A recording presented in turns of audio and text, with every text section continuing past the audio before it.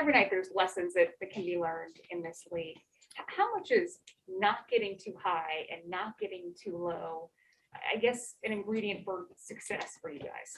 I mean, it's a long season, and that's what this league is about, is how do you persevere over the course of the entire season. And that's been our message to our guys from day one. And, as we continue to talk about things, is, we're a work in progress. We're a team that hasn't done this before together. So, all these experiences are great experience for us as long as we learn from them and we don't repeat them. One of those lessons that the guys were saying last night in the podium is, like, last night was a bit of a wake-up call for them. How much or is tonight about responding to that wake-up call in a sense, or how do you view it? Yeah, I mean, it's about being who we are. And, I honestly thought we were a team yesterday who spent 3 days reading their press clippings about how good they were. And then got off to that start and really were feeling ourselves. And then, Detroit punched us in the face. And we had to figure out a way how to respond. And by then it was too late. So one thing that I know about our group is they've responded well, to those, whether it's been, one of those nights, any adversity, like our guys have banded together and played and responded. So I expect them to respond tonight. And then one of the things Jarrett mentioned last night that he thought was kind of a recurring theme was sometimes getting stagnant rather than attacking the mismatches. Is that something, can you expound on, that you're talking to these guys about? Yeah, it's one of those things that, for us and being a little more unique with our size, we create size advantages a lot. But what we can't do is everybody who feels like they have a size advantage just go and post up in the middle of the floor. And then we can't just stop and stare at that mismatch and try to throw the ball there, because then the ball never gets to the second side of the floor. Teams don't have to move. They can just swallow up the strong side of the floor. So we've got to be quicker in taking advantage of those mismatches. Like when we play pick and roll and teams switch, now we got to get the ball to the big more quickly. And now he can make the second decision instead of bogging down our offense, just waiting, staring down the opportunity, getting deeper in the shot clock, and ended up in butter situations a lot. Ashley Bastock, Cleveland.com. JB, to kind of go off of Serena's question about this being a wake-up call, I guess, like, at this point in the season, is it kind of frustrating that they are having a wake-up call sort of moment, or when you have a younger team, is it just kind of par for the course that these lapses are possible and they have to learn by experience? Yeah, I mean, this is a process for us. And obviously, in the moment, you get frustrated because you know what we're capable of. But when you look at it, realistically, you're going to have these things happen. You are a young team that's learning how to win consistently in this league, and what that means on a night by night basis, what that means for the opponents that you're facing, like how they feel about it. Last night were we pissed off? Yeah. But when you look at the circumstances of the group that we have, you're going to take those bumps. There's going to be nights where you have to learn lessons. And last night was one of those nights. And then Darius being listed as questionable, is he going to go through a warm-up routine or anything before you guys make a call on that? He'll stay questionable. Kelsey, Saved you, Kelsey. No, I didn't have that. I know obviously Rondo's has worked his way back after the hamstring injury.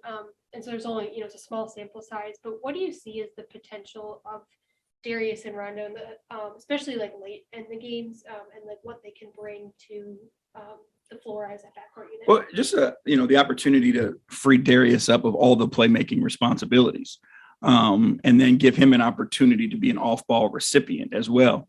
Like a lot of the guys that guard him, they can start to pick him up and hit him and be physical with him, and they can send multiple bodies at him. When you get him off the ball, now you can run him off of actions that can trigger the defense a different way and get him the ball in different positions, and then Rondo can make those plays. So I think it, will help Darius. I think it'll help our team as well. Are you still seeing a little bit of Rondo getting used to all of that playing with the guys and everything, and especially maybe next to Darius and just them finding the chemistry? Yeah, I mean, it takes time, but I know Doe knows how to do it. So it's not a matter of him figuring it out. It's a matter of those guys doing it together, and then understanding in our system where those shots may come from or those plays that may need to be ran to get the ball to those guys. But, Doe is, highly intelligent and he has a great understanding of what we're trying to do. Thank you. Tom Withers, AP. JP, you're talking about a team in progress, work in progress, experience, all of that. In these late game situations, are you finding a common theme or is there like one troublesome thing that's popping up time and time again in the last 2 minutes of games when you guys are trying to close people out? I think we've done a pretty good job of closing people out. I think last night obviously wasn't the best example of it, but we've been in some pretty tight basketball games and found ways to win. And they're different ways. Sometimes it's been a Darius pick and roll. Sometimes it's been our defense that's helped carry us.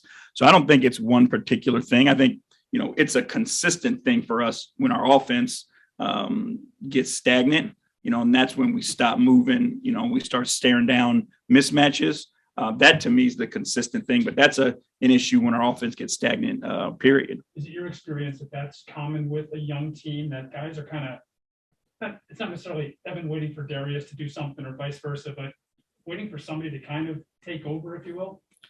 I think, Darius has been the guy to take over. I think time and time again, we've seen him, make those plays down the stretch and the ball is in his hands. So I think, that hierarchy, so to speak, Darius is the guy with the ball in his hands that's going to make the initial play. And then the other guys are going to feed off of him. Chris Fedor, Cleveland.com. Hey, JV. What's up, Chris? Do you have an update on Lowry? He's progressing. Yeah, he's doing well. He's moving. He's off the crutches. He's in a shoe. He's done light basketball stuff, but he's progressing well. Is he going on this upcoming trip with you guys? I would expect him to go on the trip, yes. Is there a chance that he plays on the upcoming trip then? There's always a chance, but we'll see. Okay. Yeah, and that's the thing. It's not to be smug, but you just get to know guys and how they respond and how quickly. So I really don't have an answer for you. And then at the beginning of the season, Ricky and Darius was one of your most effective two-man groupings by any metric. Is it possible to recreate that with Darius and Rondo? That's the hope. Obviously, two different individuals, but similar styles of play and similar understanding of the game. We just have to get to that point. Obviously, Doe coming in and then having the hamstring and, the experience that those guys, it took them time together before we built that. And I think, if we give these two guys an opportunity to play the amount of minutes together, I think it can be really effective. Because Ricky and Rajon are stylistically a little bit different in how they play, does Darius then have to do anything stylistically that's different in that grouping with Doe as opposed to what he did with Ricky? Yeah, I think Darius has to just be himself. Darius has, a skill set offensively where he can, play with the ball, play without the ball, catch and shoot, create, move. I think he can be himself. And then, the two of them just have to figure out how they work together. But I don't think Darius will need to make any changes.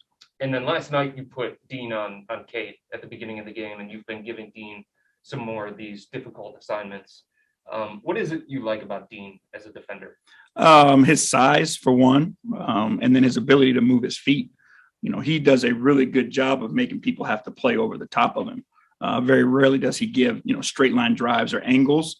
But he has, to be that size, and he's strong. He does a really good job of moving his feet and keeping people in front of him. Marla, right now, Aggie in Journal. Just one more thing about the Darius and Rondo thing.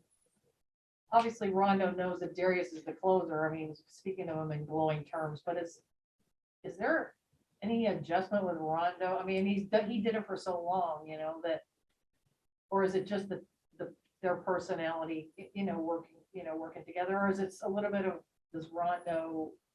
He seems like he's willing to pass the torch, so to speak. Yeah, I mean, he's got no ego when it comes to Darius and teaching and helping and showing him the way. And he understands, that it's Darius's ball. So there's no, debating about that. He just wants to help Darius.